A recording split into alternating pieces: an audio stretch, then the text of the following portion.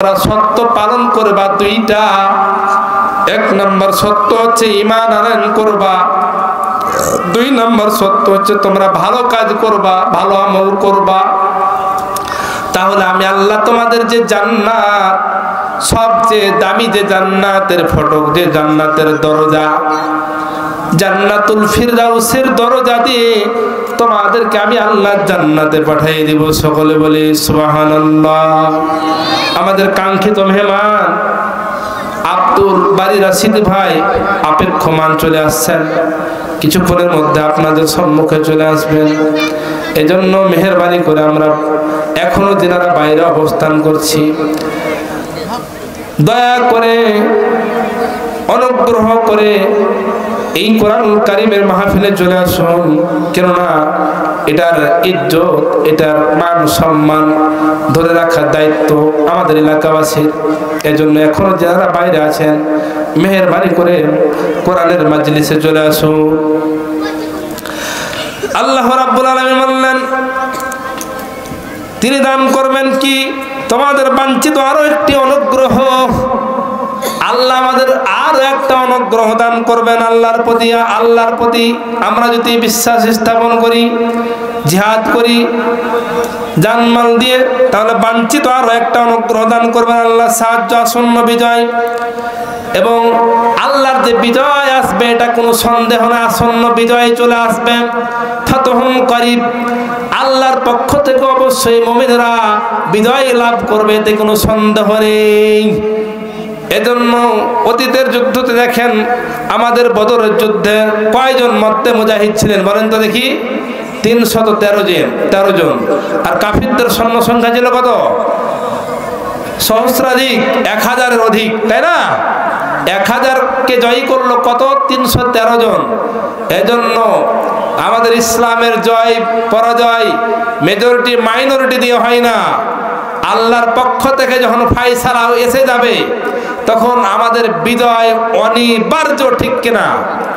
আজকে দেখেন বিগত সরকার, আওয়ামী অবৈধ হাসিনা সরকারকে উৎখাত করার জন্য জামাত বিএনপি ঐক্যবদ্ধভাবে জোটবদ্ধ হয়ে তথা বাংলাদেশের তৎকালীন বিরোধী দল সমস্ত দল একমত হয়ে রাজপথে আন্দোলন করেছিলেন দফায় দফায়।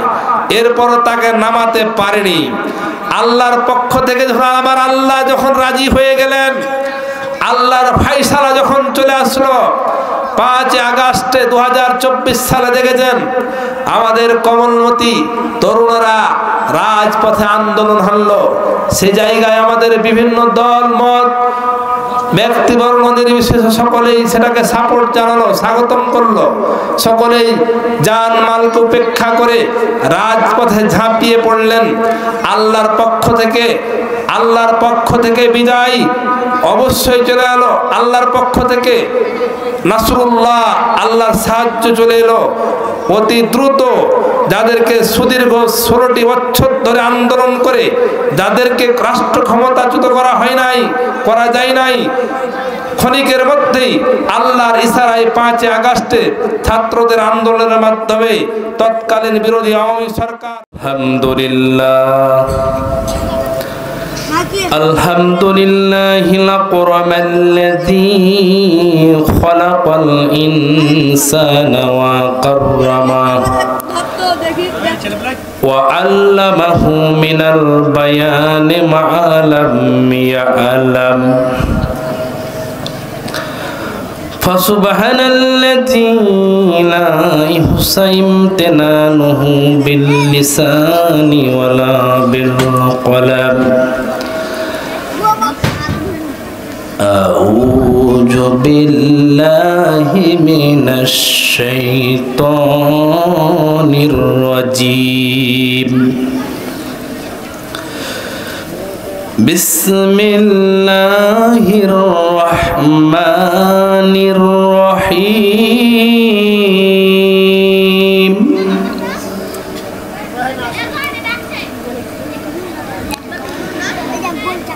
ইয়া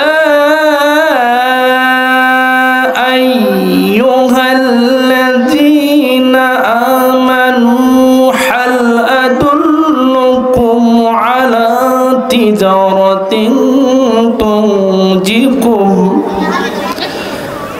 تنجيكم من عذاب أليم.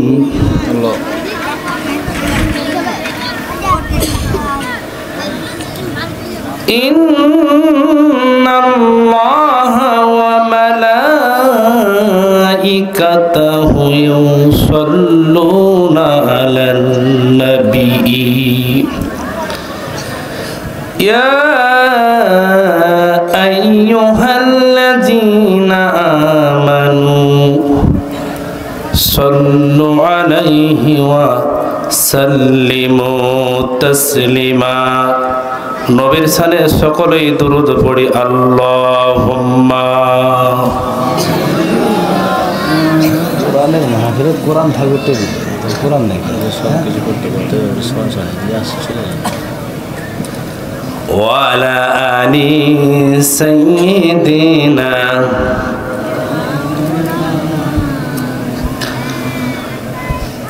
বালাগাল উলাহি বিকামালিহি كسفت الدجى بجماله حسنت جميع خصاله صلوا عليه وآله اللهم.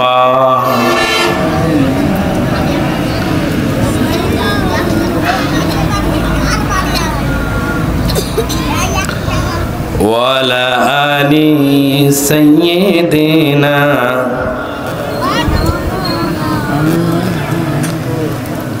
اللهم آمين. الحمد لله رب العالمين والعاقبة للمتقين والصلاة والسلام على رسوله الكريم.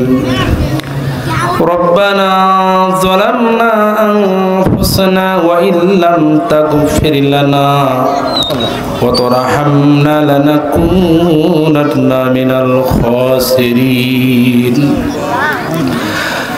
আল্লাহ পাক শিকারপুর দক্ষিণ পাড়া কেন্দ্রীয় গোরস্থান কর্তৃক আয়োজিত 12তম বার্ষিকী 2 দিন ব্যাপী তাফসীরুল মাহফিল আজকের প্রথম রজনীতে আমি গুনাহগার কতিপয় তোমার গুনাহগার বান্দা বান্দীদেরকে নিয়ে তোমার শাহনশাহ দরবারে হাত তুলে ধরেছি। ইয়া রাব্বাল আলামিন ইয়া আহকামাল হাকিমিন। আল্লাহ তাআলা এই পবিত্র শাবান মাসে পবিত্র রজনীতে পবিত্র তোমার তাফসীরের মাহফিলে বড় মনে আশা করে হাত তুলে ধরেছি। ইয়া রাব্বাল আলামিন তুমি আমাদের জীবনের জানা অজানা ছোট বড় জিন্দেগানির সমুদায় গুনাহগুলো মাফ করিয়া দিন। আল্লাহ পাক মাশরিক থেকে নিয়ে মাগরিব পর্যন্ত বাবা আদম আলাইহিস সালাম থেকে নিয়ে যাবত পর্যন্ত যত মুমিন মুমিনা মুসলিম মুসলিমা কবরে চলে গেছেন ইয়া রাব্বাল আলামিন সকল কবরবাসীকে আল্লাহ তুমি কবর আযাব থেকে রক্ষা করুন। আল্লাহ তাআলা যেহেতু কবরস্থানের উন্নয়নের জন্য তাফসীর মাহফিল খাস করে শিকারপুর দক্ষিণ পাড়া কেন্দ্রীয় গোরস্থানে যতগুলো মুর্দা সাইত রয়েছেন আয় আল্লাহ সকলের গোরাজাব মাফ করিয়া দিন। আয় আল্লাহ তাআলা সকলের কবরগুলোকে জান্নাতের সাথে বুলন্দ করিয়া দিন।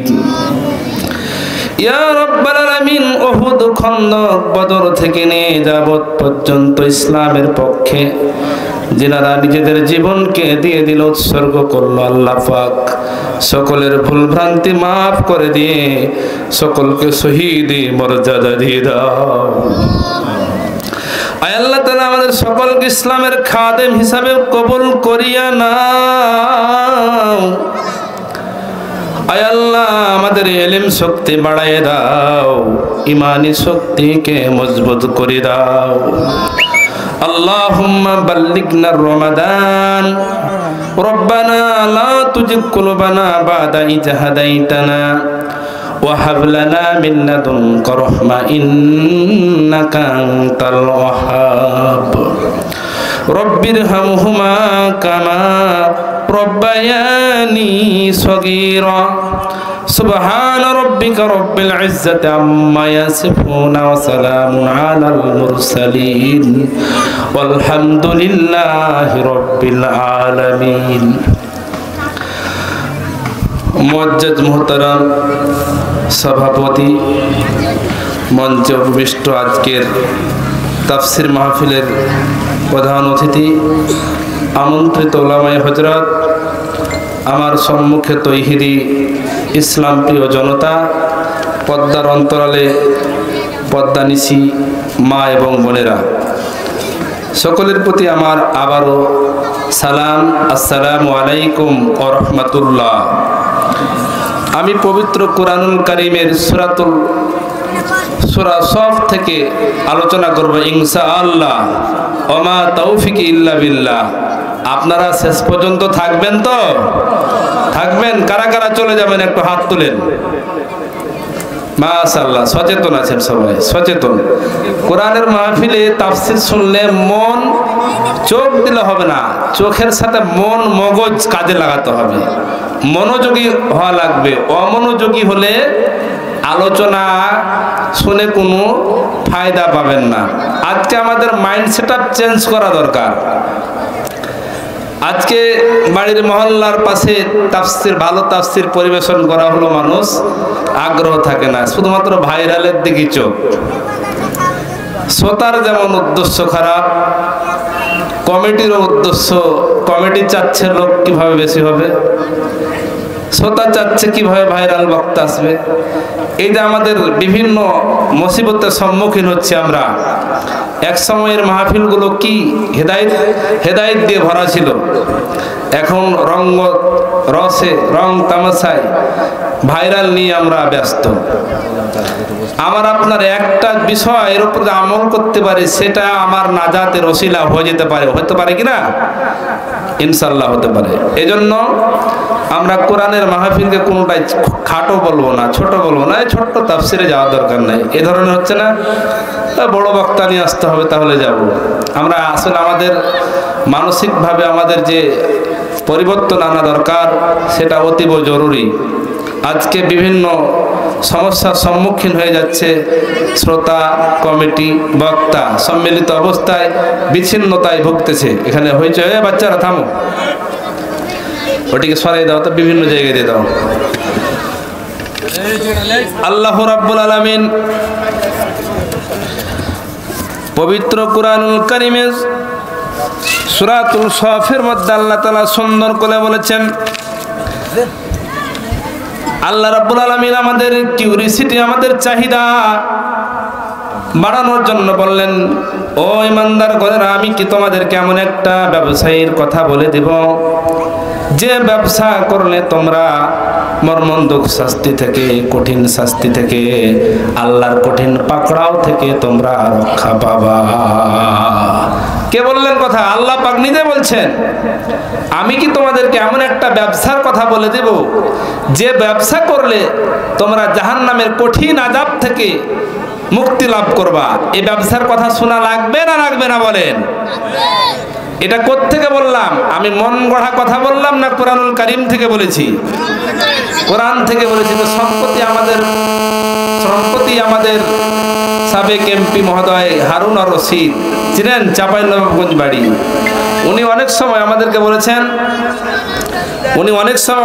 বলেছেন যে আলেম ওলামারা ধর্ম ব্যবসায়ী, জামাত ইসলাম ধর্ম ব্যবসায়ী। আচ্ছা, যে ব্যবসার কথা আল্লাহ পাক বললেন ধর্মীয় কিতাবে, কোথায়? ধর্মীয় কিতাব। এই কুরআনুল কারীম কার কথা, কার বাণী? আল্লাহ পাকের। এটা কার দেওয়া কিতাব? আসমানি গ্রন্থ কার? আল্লাহ পাকের দেওয়া। এই কুরআনুল কারীম থেকে যে আল্লাহ তাআলা বলছেন, সেটা দলিল আমরা নিব, তাই না? সূরার নাম হচ্ছে সূরাতুস সফ। কি নাম? সফ মানে সারিবদ্ধ, শৃঙ্খলা, নিয়মাবর্তিতা। আমরা কি নামাজে যখন দাঁড়াই একেবারে পায়ে পা মিলিয়ে কাঁধে কাঁধ মিলিয়ে সুন্দরভাবে দাঁড়াই না? ইসলামের কাজগুলাই তো সারিবদ্ধ, শৃঙ্খল। বিশৃঙ্খলা ইসলামের অবস্থান নেই, অরাজকতা ইসলামের কোন স্থান নেই, সন্ত্রাসীদের কোন ইসলামের স্থান নেই। ইসলাম একমাত্র আল্লাহ পাকের পক্ষ থেকে সৃজনশীল, সুষ্ঠু, সুন্দর, একেবারে ইসলাম হচ্ছে পরিপূর্ণ জীবন ব্যবস্থা। ঠিক কিনা? যে আল্লাহ পাক বললেন কুরআনুল কারীমে, বললেন আমি কি তোমাদেরকে এমন একটা ব্যবসার সন্ধান দেব যে ব্যবসা করলে তোমরা জাহান্নামের আযাব থেকে মুক্তি লাভ করবা। কে বললেন? আল্লাহ পাক নিজেই বললেন। সে ব্যবসার কথা জানার কি মনে ইচ্ছা হয় না? সে ব্যবসা করার ইচ্ছা হয় না আমার আপনার? শুধুমাত্র একজন ব্যবসায়িক দুনিয়ায় ব্যবসা দাঁড় করাতে হলে বেশ কয়েকটা জিনিস লাগে থাকে। প্রথম যে জিনিসটা থাকা লাগবে সেই জিনিসটা হচ্ছে মূলধন। মূলধন না হলে ব্যবসা করা সম্ভব নয়। তারপরে যে জিনিসটা লাগবে সততা। তারপরে 3 নম্বর যে জিনিসটা লাগবে পজিশন, অবস্থান। ব্যবসায়ী প্রতিষ্ঠান লাগবে। তাহলে আমরা যেমন প্রোডাক্ট রাখবো তেমন প্রোডাকশন দেব। ঠিক কিনা? দুনিয়াতে একজন ভালো ব্যবসায়িক যদি হতে হয় মূলধনের যেমন প্রয়োজন, সততার তেমন প্রয়োজন। আবার নির্দিষ্ট জায়গা ব্যবসায়ী প্রতিষ্ঠানের যেমন প্রয়োজন। ঠিক আল্লাহ পাক বললেন, ও দুনিয়ার মানুষ রে, আমি তোমাদেরকে এমন একটা ব্যবসায়ের সন্ধান দেব যে ব্যবসা করলে তোমরা জাহান্নামের কঠিন শাস্তি থেকে রক্ষা পাবা। সে ব্যবসার কথা জানা লাগবে। কোত্থেকে জানবো? কোরআনুল কারীম থেকে আমরা জেনে নেব। আল্লাহ পাক আমাদের নবীর মাধ্যমে আমাদেরকে জানিয়েছেন। কোরআনুল কারীমে আল্লাহ পাক বলছেন কি? আল্লাহ বললেন, আল্লাহ রাব্বুল আলামিন বললেন, তুমিনুনা বিল্লাহ, তোমরা ঈমান আনয়ন করবা আল্লাহর প্রতি, ওয়া রাসূলিহি, এবং রাসূলুল্লাহ সাল্লাল্লাহু আলাইহি সাল্লামের প্রতি। আল্লাহ এবং আল্লাহ রাসূলের প্রতি ঈমান আনতে হবে। যে ব্যবসা আমাদেরকে জাহান্নামের কঠিন আযাব থেকে রক্ষা দিবে, সে ব্যবসাটার জন্য আল্লাহ পাক বললেন প্রথমে তোমাদেরকে ঈমান আনয়ন করতে হবে। ঈমান শব্দের অর্থ কি? ঈমান শব্দটি আমান থেকে নির্গত, ভাবে ফাইলের মাসদার, বিশ্বাস স্থাপন করা। ঈমান হচ্ছে বিশ্বাস স্থাপন করা, দৃঢ় বিশ্বাস, দৃঢ় প্রত্যয়। আল্লাহ এবং আল্লাহ রাসূলের উপর বিশ্বাস স্থাপন করা লাগবে। আল্লাহ পাকের পক্ষ থেকে রাসূলুল্লাহ সাল্লাল্লাহু আলাইহি সাল্লাম যাহা নিয়ে এসেছেন তৎপর বিষয়ের প্রতি দৃঢ় প্রত্যয় ব্যক্ত করে অকুণ্ঠ চিত্তে বিশ্বাস স্থাপন করাটাই হচ্ছে ঈমান। ঈমান বোঝা গেল? ঈমান 3টি বিষয়ের সমন্বয়ে ঈমান আনয়ন করা হয়। মৌখিক স্বীকৃতি, অন্তরে বিশ্বাস, মৌখিক স্বীকৃতি কার্যে পরিণত। কয়টা বিষয়ের সমন্বয়ে ঈমান গঠিত হয়? 3টি। কি কি? 1 নম্বর হচ্ছে অন্তরে ইয়াকিন, বিশ্বাস স্থাপন করতে হবে। আমরা কি আল্লাহকে দেখেছি? কেউ দেখেছেন? না দেখে আল্লাহর জাত সিফাতের প্রতি, আল্লাহর তাওহীদের প্রতি, উলহিয়াতের প্রতি, রুবুবিয়াতের প্রতি আমি আপনি বিশ্বাস করি কিনা? ঠিক কিনা কন? আচ্ছা বলেন তো, আমরা কি জ্বর দেখতে পাই? কিন্তু জ্বর তো আমরা অনুভব করি। থার্মোমিটার যখন বগলের নিচে দেওয়া হয় কিংবা জিহ্বার নিচে দেওয়া হয়, ঠিকই টেম্পারেচার নির্দিষ্ট তাপমাত্রা থেকে যখন তাপটা বেড়ে যায় তখন আমরা বুঝতে পারি যে তাকে জ্বর হয়েছে। বাতাসকে আমরা দেখতে পাই, বাতাসের রং কেমন বলেন তো? আমি আপনি বাতাস দেখতে পাই না, কিন্তু বাতাস যখন বহে বাতাসের অনুভূতি আমার আপনার গায়ে লাগে, ঠিক কিনা? ঠিক আমি আপনি চামড়ার চোখে যদি আল্লাহকে না দেখতে পাই, কিন্তু এই তামাম বিশ্ব চরাচর তিনি বানাইছেন।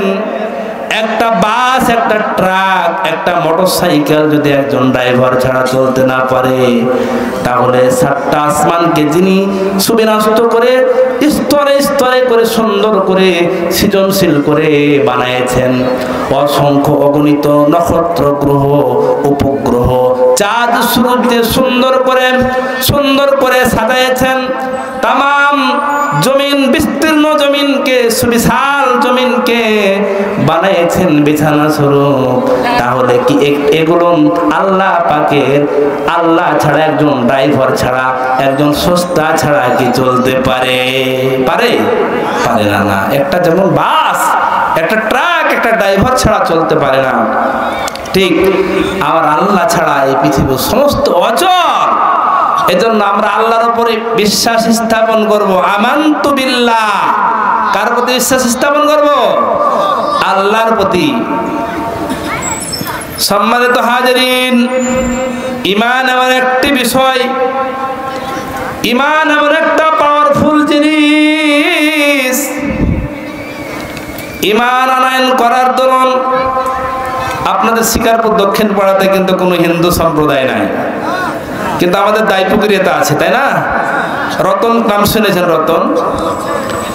রতন উনি এখন হিন্দু অবস্থায় রয়েছে। উনি যদি এখনই কালিমা তৈয়বা পড়ে মুসলমান হয়ে যায়, কালিমায়ে শাহাদাত পড়ে, আশহাদু আল্লা ইলাহা ইল্লাল্লাহু ওয়াহদাহু লা শারীকা লাহু ওয়া আশহাদু আন্না মুহাম্মাদান আবদুহু ওয়া রাসূলুহু, এই কালিমা পড়ার পূর্বে তিনি ছিলেন কি? মুশরিক। কিন্তু তিনি কি ছিলেন? মুশরিক, শিরককারী, অগ্নি পূজক। কারণ হিন্দুরা ওনারা কি দেবদেবীর পূজা করে, মাটির খামির আবেনে পুতুল বানায় তারা সেটার পূজা করে, অর্চনা করে, গাছের তুলসী গাছের তলায় গিয়ে সিজদা দেয়। এই যে নানান ধরনের তারা যত্রতত্র শিরকিয়াতের সাথে কি জড়িত। কিন্তু এই ব্যক্তি যখন ভুল বুঝে নিজেকে আত্মশুদ্ধির পরিচয় দিয়ে সংশোধিত হবে, কালিমা যখন পড়ে নেবে লা ইলাহা ইল্লাল্লাহু মুহাম্মাদুর রাসূলুল্লাহ, তখন তিনি সঙ্গে সঙ্গে মুসলমান হয়ে গেল। লা মানে না, লা ইলাহা, আল্লাহ ছাড়া কোনো ইলাহ নেই। মুহাম্মদ রাসূলুল্লাহ সাল্লাল্লাহু আলাইহি সাল্লাম আল্লাহর প্রেরিত বান্দা এবং রাসূল। তিনি এই কালিমা পড়ার পূর্বে ছিলেন মুশরিক। তিনি যদি মারা যেতেন তাহলে তিনি নির্দ্বিধায় জাহান্নামে চলে যেতেন।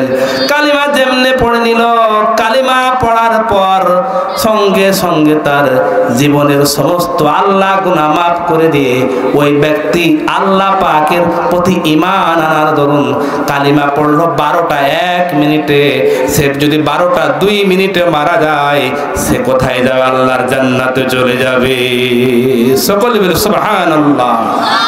এই কালিমা পেয়েছি আমরা এই ইসলাম পেয়েছি, এই শিক্ষা দিয়েছে আমাদেরকে আল্লাহ পাক কোরআনুল কারীমে। তাই আল্লাহ রাব্বুল আলামিন বললেন, ইয়া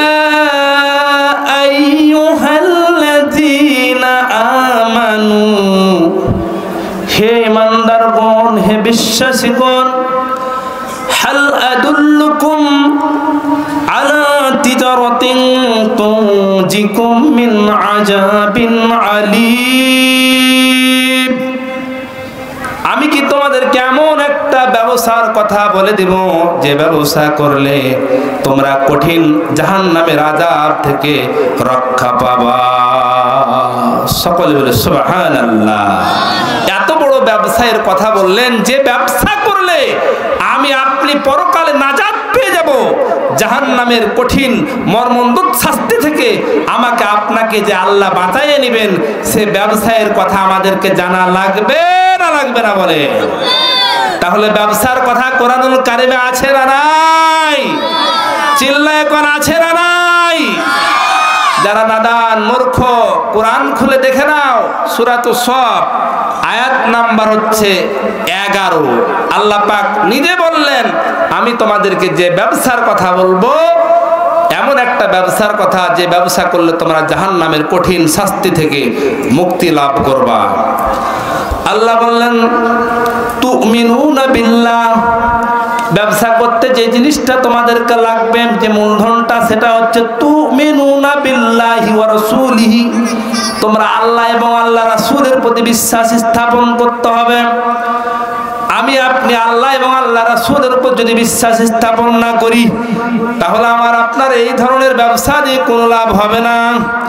ব্যবসায় তারাই লাভবান হবে, তারাই সফলতা লাভ করবে যারা আল্লাহ এবং আল্লাহ রাসূলের প্রতি ঈমান আনয়ন করবে। ঈমান আনয়ন না করে আমল করে কেউ মুক্তি লাভ করবেন না। ঈমান আনয়ন না করে কেউ আমল করে কল্যাণ পাবেন না। প্রথম সত্য হচ্ছে ঈমান আনয়ন করতে হবে।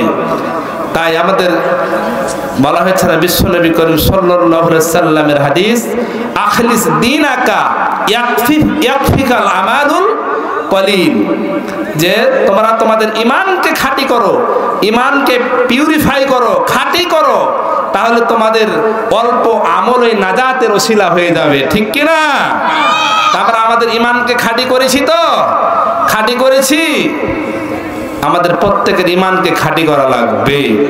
ঈমান সহিশুদ্ধ না করে, ঈমান আনয়ন না করে আমরা কেউ যদি নেক কাজ করি, এ ধরনের নেক কাজ দিয়ে পরকালে কোনো পরিত্রাণ পাওয়া যাবে না। কার কথা?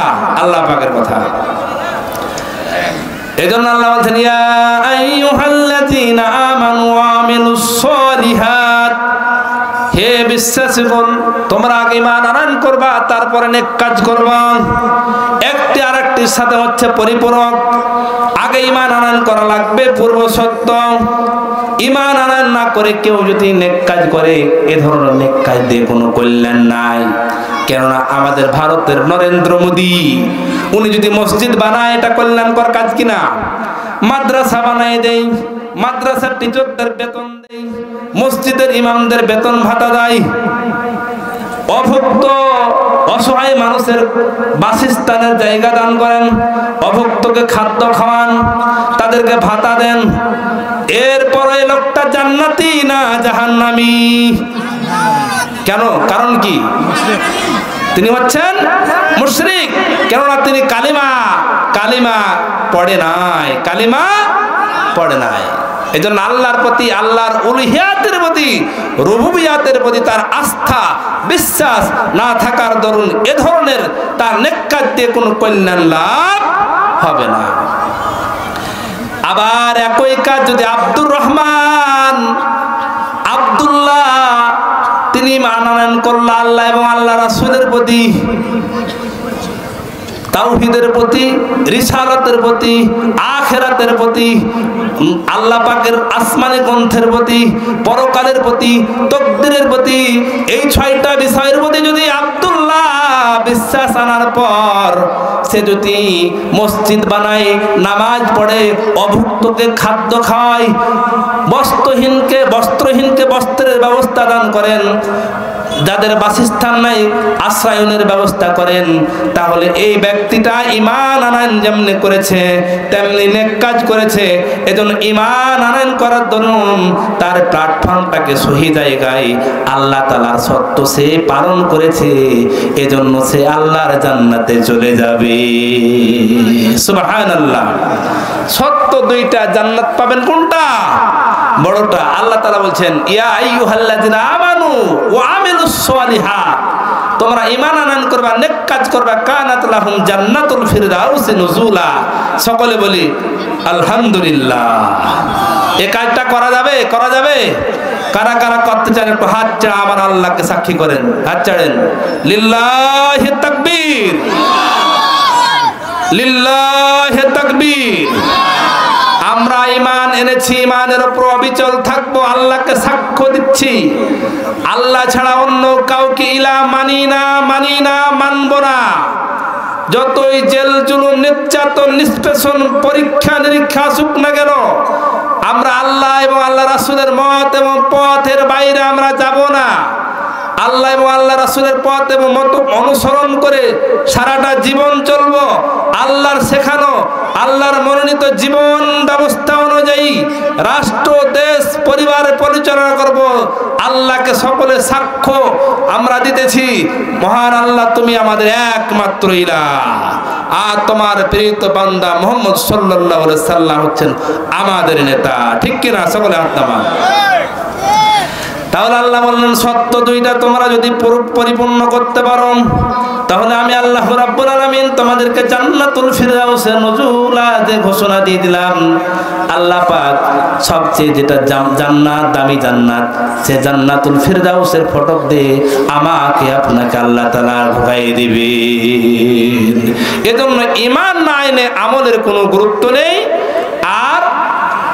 আর ঈমান আনয়ন করলেন আর আমল করলেন না, এটাও হবে না। ঈমান আনয়ন করার পর অবশ্যই আপনাকে আমাকে আমল দিয়ে আমার নেকের পাল্লাটাকে ভরে দিতে হবে। ঠিক কিনা?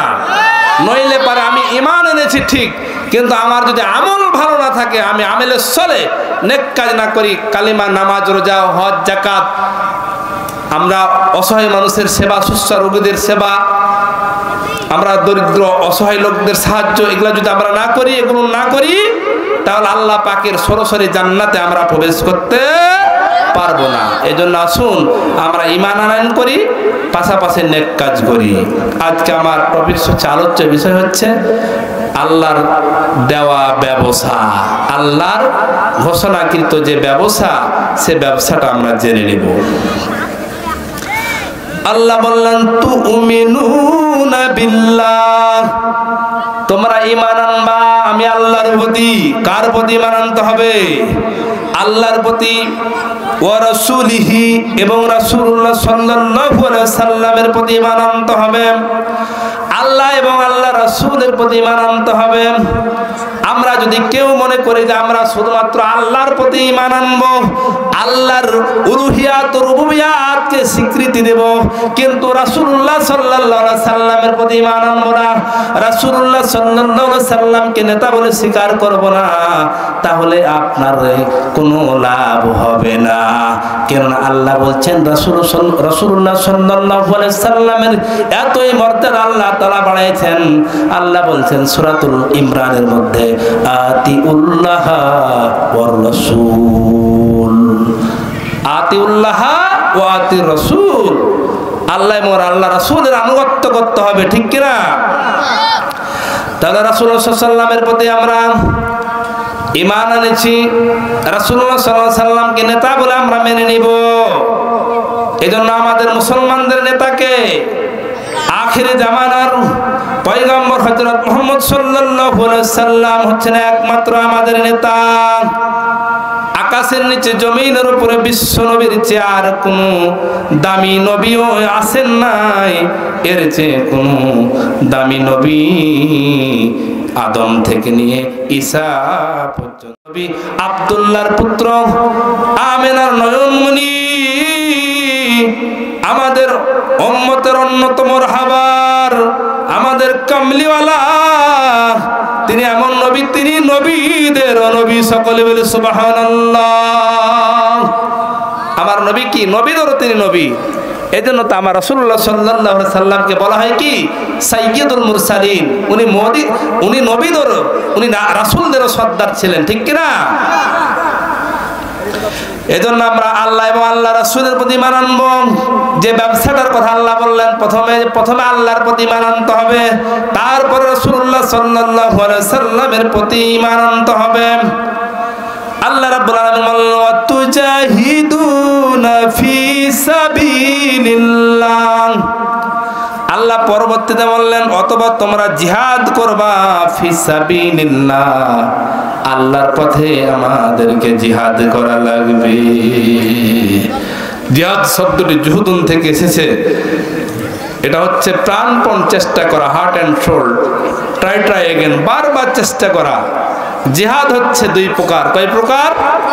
দুই প্রকার। জিহাদুল আকবার, জিহাদুল আসগার। একটা হচ্ছে নফসের সাথে জিহাদ করা, এটাকে জিহাদুল আকবার বলা হয়েছে।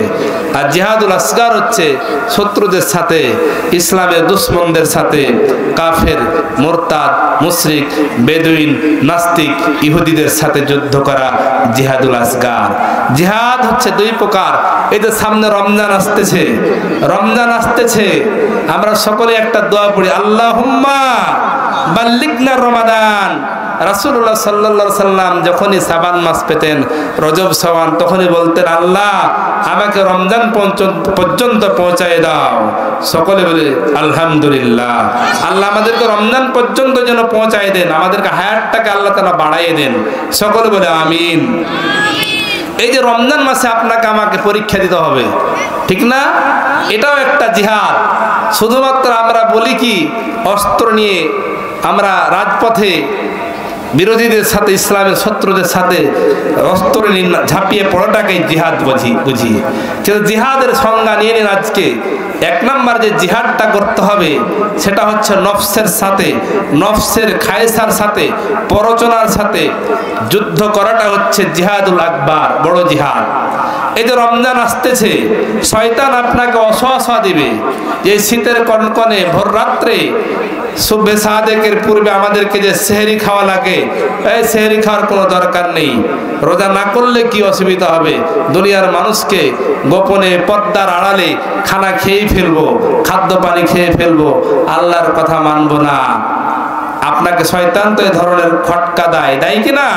টুকিটাকু কারো অসুখ আছে, গ্যাস্ট্রিকের প্রবলেম আছে, এই আধুনিক যুগ সেটাকে কি করে, ওসিলা করে, আমি ভাই রোজা করতে পারি না, আমার পেটে জ্বালা পোড়া। আসলে তার মনেই আছে জ্বালা, ঠিক কি না? তার মন তার শয়তানের সাথে শয়তানের কাছে পরাস্ত হচ্ছে। এই যে তাফসীর শুনে যাবেন, অনেকে হতে পারে, এমনটি হতে পারে ফজরের নামাজে অনেকে যাবেন না, ঘুমে মগ্ন হবেন, কিংবা আযান যখন শিকারপুর দক্ষিণ পাড়া জামে মসজিদের মিনারে হবে, আল্লাহু আকবার, আল্লাহু আকবার, আল্লাহ বড়, আল্লাহ মহান যখন বলবে আসসালাতু খায়রুম মিনান নাওম, আসো আসো নামাজ হচ্ছে ঘুমের চেয়ে উত্তম, হাইয়া আলাস সালাহ, নামাজের দিকে আসো। আযান যাবে আপনার কানে, শয়তান আপনাকে জাগ্রত করার পর আবার আপনাকে ঘুমে মগ্ন করে দিবে। শয়তানের কাছে আপনি পরাস্ত হলেন, আপনি শয়তানের কাছে হেরে গেলেন। আপনি অলসতা করে ওই আরামের ঘুমটাকে হারাম না করে লেপটাকে ছুঁড়ে ফেলে যদি আপনি নামাজে যেতে পারতেন, তাহলে এটা আপনার জন্য বড় জিহাদ হতো, ঠিক কিনা? এটা একটা নফসের সাথে জিহাদ করা। আজকে আমরা শপথ নিই কোরআনের মাজলিসে যে আমরা নফসের সাথে জিহাদ করব। শুনেন, আমরা আল্লাহ পাক আমাদেরকে এই দুনিয়াতে পাঠিয়েছেন শুধুমাত্র আল্লাহ পাকের দাসত্ব এবং গোলামি করার জন্য, ঠিক কিনা? আল্লাহ আমাদেরকে আশরাফুল মাখলুক হিসাবে সৃষ্টি করেছেন, সৃষ্টির শ্রেষ্ঠ জাতি হিসাবে আল্লাহ তাআলা আমাদেরকে বানিয়েছেন। কি করার জন্য? আল্লাহকে আমাদের কাছ থেকে কোনো প্রতিদান চাই, কোনো বদলা চাই না। আল্লাহ বলেছেন, ইয়া আইয়ুহান নাস উবুদু রাব্বাকুম, হে মানুষেরা তোমরা ইবাদত করো তোমাদের রবের, আল্লাযী, যিনি খলাকাকুম, তোমাদেরকে সৃষ্টি করেছেন, মিন ক্বাবলিকুম, তোমাদের পূর্বপুরুষদেরকে সৃষ্টি করেছেন, লাআল্লাকুম তাত্তাকুন, যাতে করে তোমরা পরহেজগারিতা অবলম্বন করতে পারো, তাকওয়া অবলম্বন করতে পারো। তাহলে আল্লাহ হচ্ছেন আমাদের হচ্ছে মনিব, আল্লাহ আমাদের স্রষ্টা, উনি হচ্ছেন আমাদের রব। আর আল্লাহর আমরা হচ্ছি শ্রেষ্ঠ বান্দা, আমরা হচ্ছে আল্লাহর গোলাম, ঠিক কিনা? এজন্য আমার আপনার কাজ হচ্ছে একমাত্র কার গোলামি করা? আল্লাহ পাকের। কার দাসত্ব করতে হবে আমাদেরকে? আল্লাহ পাকের দাসত্ব করা লাগবে, ঠিক কিনা? এজন্য আল্লাহ তাআলা বললেন ইমানদারদেরকে যেটা চারটা মূলধন, চারটা বিষয় লাগবে। তাহলে এই চারটা বিষয় যখন কোনো ব্যক্তি যখন এই ব্যবসায় নিয়োগ করবে, আল্লাহর দেওয়া মনোনীত ব্যবসায়, তখন সে ব্যক্তি জাহান্নামের কঠিন আযাব থেকে সে মুক্তি লাভ করবে। এক নাম্বারটা হয়েছে তুমিনুনা বিল্লাহ, আল্লাহর প্রতি ঈমান, ওয়া রাসূলিহি এবং রাসূলের প্রতি। 2 নাম্বার পেলাম। 3 নাম্বার হচ্ছে জিহাদ করা লাগবে ফি সাবিলিল্লাহ, আল্লাহর পথে জিহাদ করা লাগবে। 3টা বিষয় পেলাম। পরবর্তীতে আল্লাহ বললেন কি দিয়ে? বি আমওয়ালিকুম ওয়া আনফুসিকুম, তোমাদের মাল এবং জান দিয়ে, তোমাদের জান এবং মাল দেওয়া লাগবে। ব্যবসা করতে গেলে জানও লাগে, মালও লাগে, মূলধনও লাগে, সততাও লাগে। ঠিক আল্লাহ পাকের দেওয়া যে ব্যবসাটা আল্লাহ তাআলা জানাইছেন কুরআনুল কারীমে, তুমিনুনা বিল্লাহ, 1 নম্বরে আমরা আল্লাহর প্রতি বিশ্বাস স্থাপন করব, রাসূলুল্লাহ সাল্লাল্লাহু আলাইহি সাল্লামের প্রতি 2 নম্বরে, 3 নম্বরে আল্লাহ তাআলার প্রতি আমরা আল্লাহর রাস্তায় জিহাদ করব। জিহাদ কার রাস্তায় করব? আল্লাহর রাস্তায়। জিহাদ 2 রকম হচ্ছে, জিহাদুল আসগার, জিহাদুল আকবার। আমরা যেমন নফসের সাথে জিহাদ করব, যেমন একটি ঠিক কেউ ইসলামের যদি বড় ধরনের ক্ষতি করতে আসে, ইসলামের কোন জাতির যদি দুশ্মনেরা ইসলামের বড় ধরনের ক্ষতি করতে আসে, তাহলে মুসলমানদের দায়িত্ব হচ্ছে আল্লাহর রাস্তায় জিহাদে ঝাঁপিয়ে পড়া, ঠিক কিনা? আমরা সুদীর্ঘ 23-16টি বছর ধরে অবৈধ জালিম শাসক ফ্যাসিস্ট সরকার, হাসিনা সরকারের আমলে আমরা ইতিমধ্যে অনেকেই আমরা এই জিহাদের নজরানা পেশ করেছি। আমাদের এই শিকারপুর দক্ষিণ পাড়াতে 100 লোককে, এই আমাদের দাইপুকুরিয়া মোহরকপুর ইউনিয়নের অনেকগুলো ব্যক্তিকে, নিরপরাধ মানুষকে মিথ্যা মামলায় দিয়ে তারা আসামি করেছিল, ঠিক কিনা? আরামের ঘুমকে হারাম করিয়েছে তারা। ইসলামের শত্রু যারা, তারা আজকে তারা কোথায়? কোথায়? দিল্লি, মামু বাড়ি দিল্লি গিয়া পড়বা। আমাদের মুজাদ্দিদে জামান, বিশ্ব বরেণ্য আলেম দ্বীন আল্লামা দেলোয়ার হোসেন সাইদি রহিমাহুল্লাহ যা বলেছেন তা মনে হচ্ছে বাস্তবায়ন হচ্ছে এখন, ঠিক কিনা?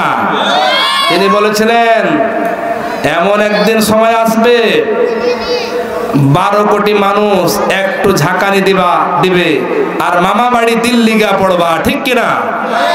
এমন একদিন এক সময় আসবে ইঁদুরের গর্ত পালাবার জন্য খুঁজে পাবা না, ঠিক কিনা? আজকে দেখেন এই অবৈধ ফ্যাসিস্ট হাসিনা সরকার হাজার হাজার মানুষকে গুম করেছে, খুন করেছে, অনেক মায়েদের কলিজার সন্তানটাকে ছিনিয়ে নিয়েছে, অনেক স্ত্রীকে বিধবা বানিয়েছে। এই তৎকালীন অবৈধ জালিম সরকার আমাদের বাক স্বাধীনতা কেড়ে নিয়েছিল, আমাদের জানমালের নিরাপত্তা ছিল না। এরপর আমরা এই বাতিলের কাছে মাথা নত করিনি, ঠিক কিনা গো? আমরা বীরের বিষয়েই বলেছিলাম আমরা এই অবৈধ হাসিনাকে মানি না, এরা ইসলামের দুশ্মন, এটা আল্লাহ এবং আল্লাহ রাসূলের দুশ্মন। এমন পাওয়ার পেয়ে ক্ষমতার মসনদে বসে, এমনকি এই কুরআনুল কারীম আল্লাহর বাণী মিল্লাত আবিকুম ইব্রাহিম, যে কোরআনের ভিতরে আল্লাহ পাক লিখেছেন জাতির পিতা হচ্ছে ইব্রাহিম আলাইহিস সালাম, সেই কোরআনের অপর পৃষ্ঠায় উপরে লিখেছিল কি? জাতির জনক বঙ্গবন্ধু শেখ মুজিবুর রহমান, ঠিক কিনা? সকলে বলেন আউযু বিল্লাহ। এতই সে জালেমের সীমা ছড়িয়ে গিয়েছিল, এতই তার মানে দৃঢ়তা বেড়ে গেছিল, কুলুসিয়াত তার দিয়ে দিলটাকে শক্ত করেছিল। ঠিক আমাদের আল্লামা সাইদি সাহেবের কথা মিলেই গেল যে সময় একদিন আসবে পালাবার জায়গা পাবা না খুঁজে। কোথায় তারা?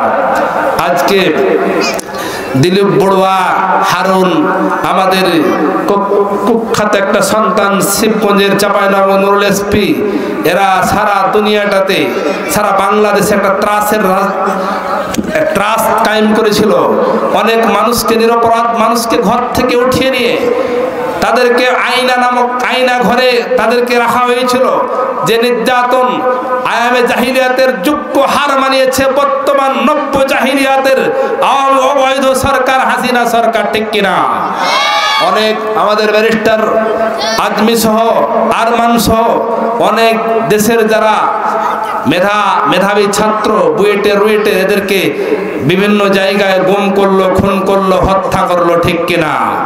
এর বিচার আমি বর্তমান সরকার, আমাদের এই বর্তমান প্রধান উপদেষ্টা ডক্টর ইউনূস সাহেবকে বলতে চাই, হারুন, নুরুল, দিলীপ বড়ুয়া, এ সমস্ত বেনজির আহমেদকে এদেরকে বিচারের সম্মুখীন করতে হবে।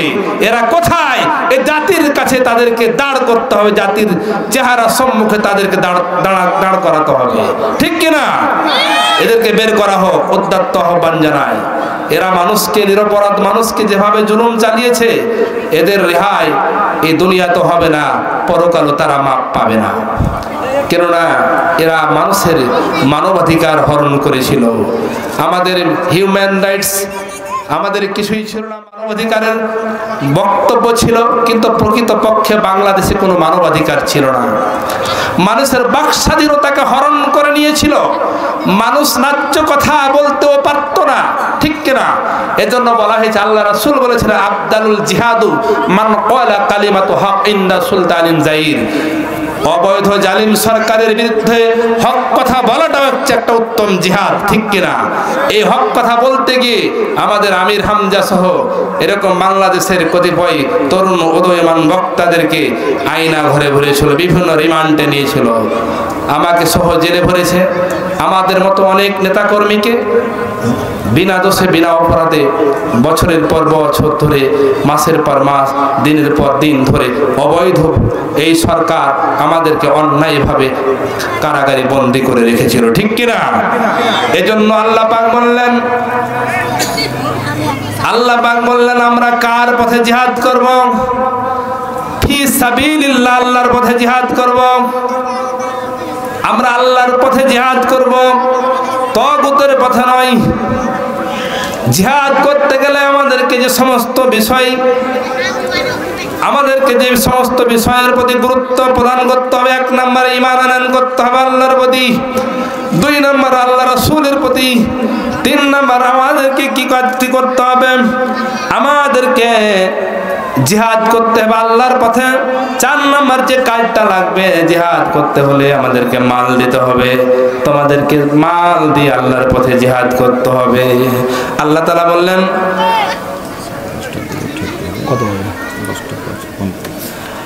ওয়া আনফুসিকুম, এবং তোমাদেরকে জান দিতে হবে।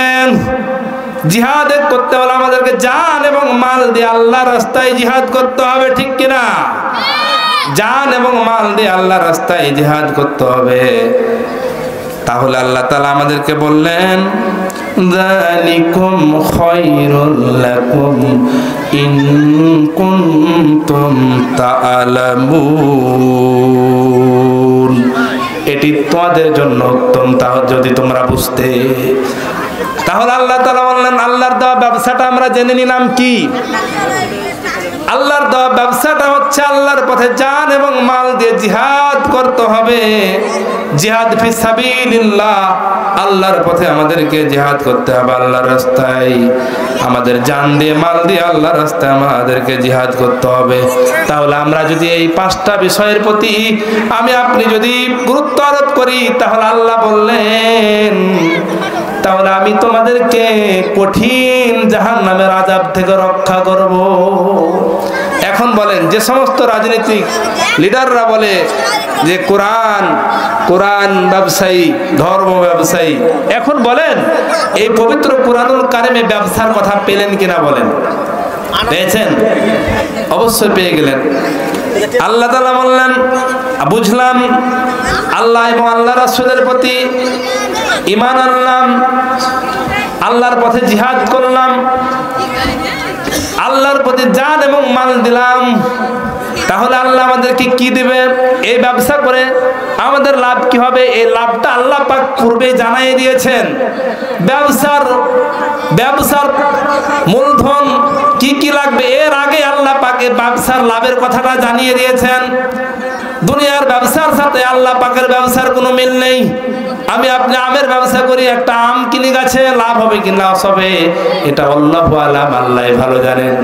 লস হতে পারে, লাভও হতে পারে, কিন্তু আমার আল্লাহ, আপনার আল্লাহ এমন এক দয়ালু আল্লাহ, দয়াময় বিশ্ব নবীর উম্মতকে এতই ভালোবাসেন আমার আল্লাহ।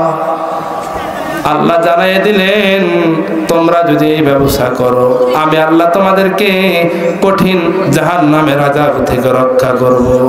সে ব্যবসাটার ধরনটা কি, সে বিষয়ের প্রতি আল্লাহ তাআলা জানাই দিলেন, সে বিষয়গুলো খুলে খুলে বলে দিলেন।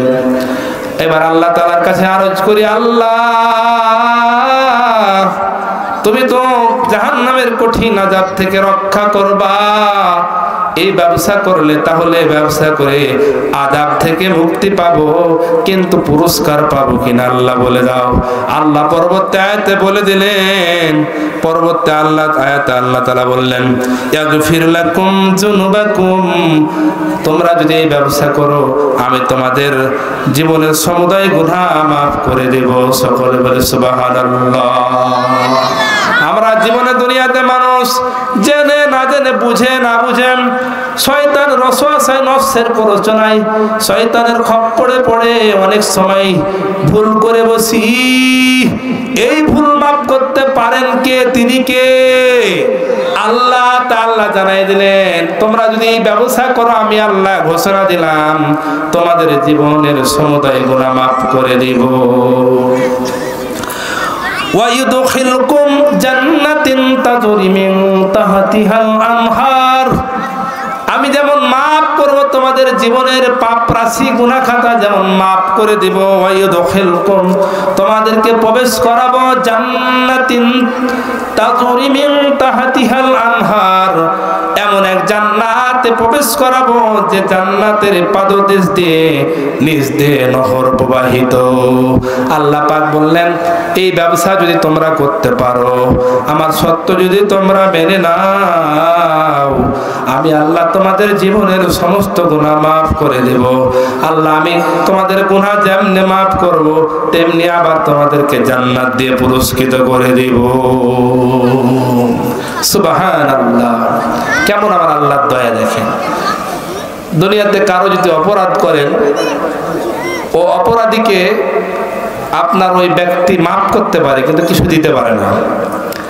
আপনি কারো ক্ষেতের ফসল ক্ষতি হয়ে গেল, আপনার একটা ছাগল দিয়ে ক্ষতি করে বললেন, আপনাকে ধরলো, ওই ক্ষেত মালিক আপনাকে কি করতে পারে? ক্ষোভ করলে মাফ করে দিতে পারে, যাও ক্ষমা করে দিলাম, তোমার প্রতি আমার আর কোনো দাবি দেওয়া নাই। কিন্তু আমার আল্লাহ কেমন দেখেন, আমার স্রষ্টা, আমার রব কেমন দয়ালু, তিনি কেমন রহমান। তিনি যেমন একদিকে রহমান রহিম, অন্যদিকে তিনি গাফুরুর রহিম, ঠিক কিনা? তিনি বললেন, তোমরা যদি এই ব্যবসা করো, তোমাদের জানমাল দিয়ে যদি আমি আল্লাহ রাস্তায় জিহাদ করো, তোমরা যদি ঈমান আনয়ন করো আমি আল্লাহ রাসূলের প্রতি, তাহলে আমি আল্লাহ তোমাদের জীবনের সমস্ত গুনাহ মাফ করে দেব। সকলে বলে সুবহানাল্লাহ। এরপর কি হবে? দুনিয়ার ক্ষেত মালিকের মতো নয় যে মাফ করে আমার আল্লাহ ক্ষান্ত হয়ে যাবেন। আল্লাহ বললেন কি, আমি আল্লাহ যেমন ক্ষমা করে দেব, ক্ষমার সঙ্গে সঙ্গে আমি আল্লাহ বলে দিলাম, ওয়াইদখিলুকুম, তোমাদেরকে ঢোকাবো, প্রবেশ করাবো কোথায়? জান্নাতিন, জান্নাতিন তাজরি মিন তাহতিহাল আনহার, এমন একটা জান্নাতের ভিতরে প্রবেশ করাবো যে জান্নাতের পাদদেশ দিয়ে নহর প্রবাহিত হচ্ছে। এমন একটা জান্নাতে আল্লাহ আমাদেরকে দান করবেন যে জান্নাতের নিচ দিয়ে নহর প্রবাহিত। সকলে বলে সুবহানাল্লাহ। দুনিয়ার সমস্ত জাগতিক সম্পদ বিক্রয় করে দিয়ে হলেও, দুনিয়ার সমস্ত জায়গা জমি টাকা পয়সা সোনা দানা দিয়ে হলেও আল্লাহ পাকের একটা জান্নাতের রুম খরিদ করে নেওয়ার মতো দুনিয়াতে আল্লাহ কাউকে সম্পদ দান করে নাই। আল্লাহ পাক দুনিয়াতে এমন কোনো কিছু সৃষ্টি করে নাই যে জান্নাতের একটা রুম পর্যন্ত দুনিয়ার সম্পত্তি বদলা করা সম্ভব হবে। সে এমন এক জান্নাত আল্লাহ আমাকে দান করবেন, মণিমুক্তা খচিত যার ঘর থাকবে, যে জান্নাতটার পরিধি হবে আসমান এবং জমিনের জায়গা থেকে, ফাঁকা জায়গা থেকে একটা জান্নাতের পরিধি এর সমান হবে, এর চেয়ে বড় হবে। সকলে বলি সুবহানাল্লাহ। সে জান্নাত আমরা যেতে চাই না? আমরা চাই, কারা কারা চান? আল্লাহকে হাত তুলে দেখায়। তাহলে আল্লাহ রাস্তায় জান দিতে হবে, মাল দিতে হবে। রাজি আছেন? কথাই না কাজে প্রমাণ হবে একটু পরে। ঠিক আছে, বসেন।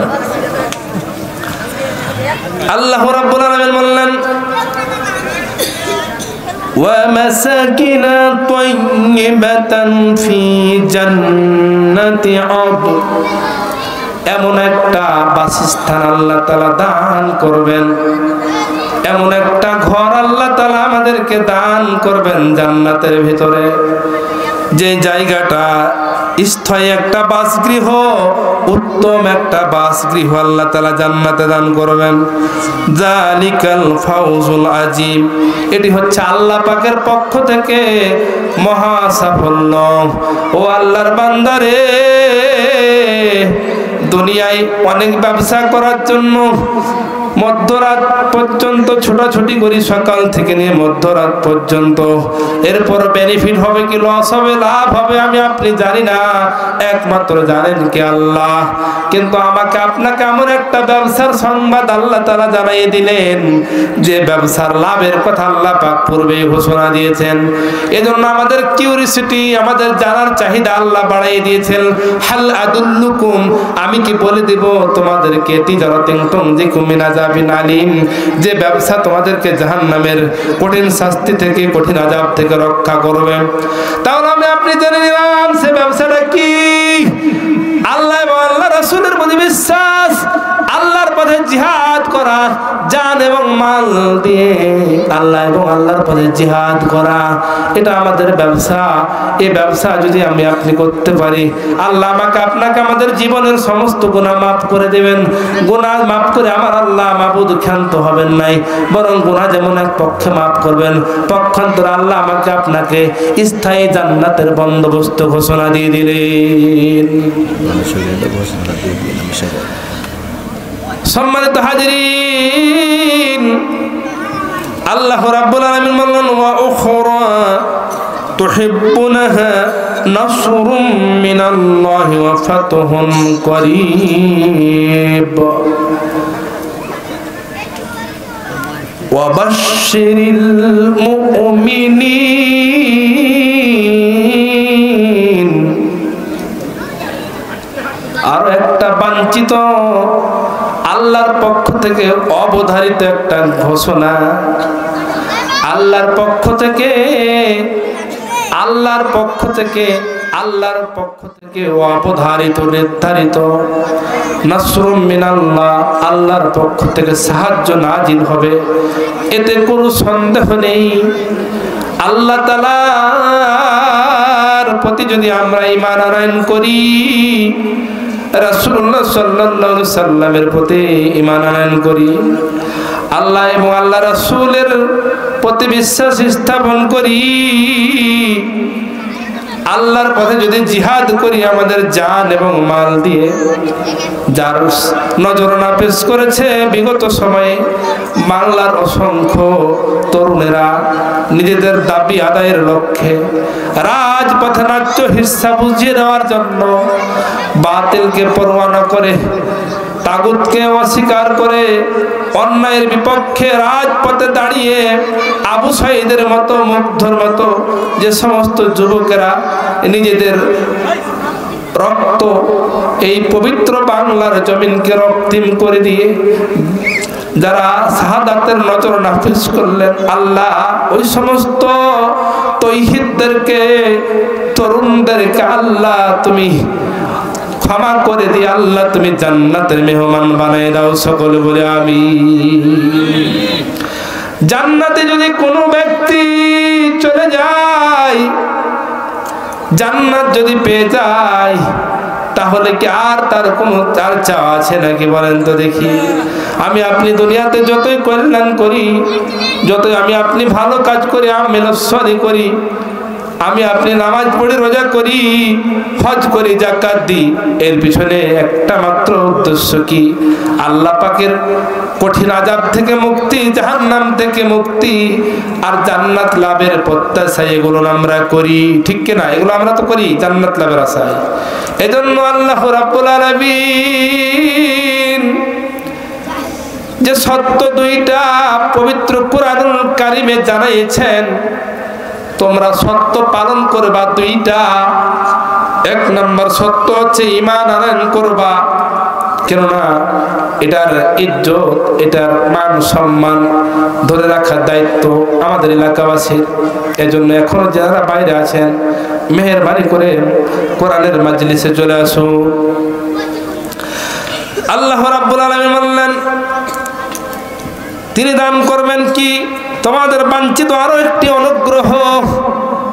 আল্লাহ আমাদের আরো একটা অনুগ্রহ দান করবেন আল্লাহর প্রতি আমরা যদি বিশ্বাস স্থাপন করি, জিহাদ করি জানমাল দিয়ে, তাহলে বাঞ্ছিত আরো একটা অনুগ্রহ দান করবেন আল্লাহ, সাহায্য, আসন্ন বিজয়।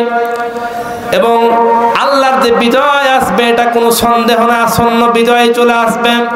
ফাতহুম করিব, আল্লাহর পক্ষ থেকে অবশ্যই মুমিনরা বিজয় লাভ করবে, এতে কোনো সন্দেহ নেই।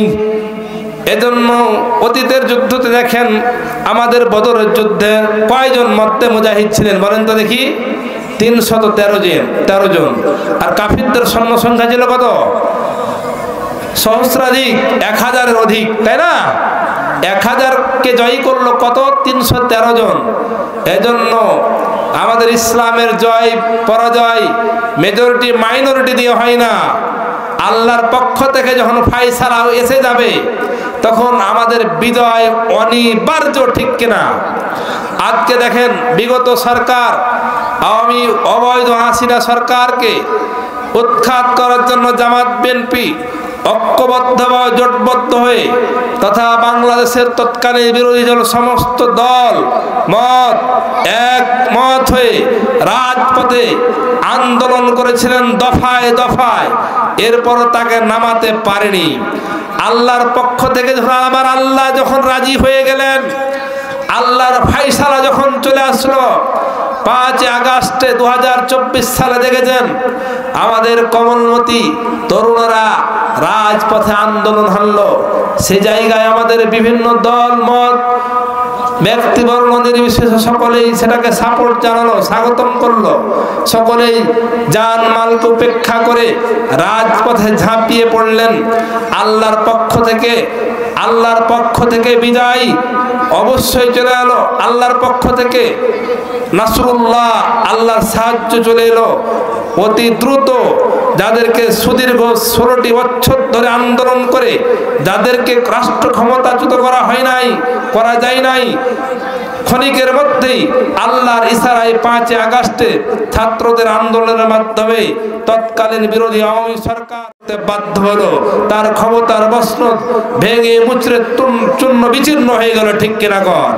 এজন্য আল্লাহ বলছেন নাসরুল্লাহ, আল্লাহর সাহায্য অচিরেই আসবেই। আল্লাহ পাক আমাদের এই 56,000 বর্গ মাইল এই বাংলাদেশকে যেন আল্লাহ তাআলা ইসলামী ভূখণ্ড হিসাবে, ইসলামী রাষ্ট্র হিসাবে কবুল করে নেন। পার্লামেন্ট যাতে করে কোরআন সুন্নাহ দিয়ে পরিচালিত হয়, আল্লাহ পাক এ ধরনের দেশে ব্যবস্থা করে দেন। সকলে বলে আমিন। আমি আর দীর্ঘায়িত না করে আমার শ্রদ্ধেয় বড় ভাই আব্দুল বারী রাশিদি সুদীর্ঘ বগুড়া থেকে অনেক কষ্ট করে আপনাদেরকে কোরআন হাদিস থেকে কিছু শোনার জন্য এসেছেন। আপনারা মেহেরবানি করে আলোচনা শেষ না করে আখেরি মোনাজাত না হওয়া পর্যন্ত অপেক্ষা করবেন। আমি আর দীর্ঘায়িত করছি না, আমি ক্লান্ত শ্রান্ত, 2 রাত ধরে ঘুমাইনি, ঢাকায় ছিলাম। আজকে কিছু আপনাদের সম্মুখে কোরআন হাদিস থেকে তুলে ধরলাম, ভুল ত্রুটি মার্জনীয়। সকলে আমার জন্য দোয়া করবেন, আপনাদের সকলের জন্য দোয়া করব।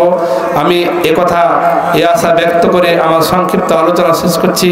আসসালামু আলাইকুম ওয়া রাহমাতুল্লাহি ওয়া বারাকাতুহু।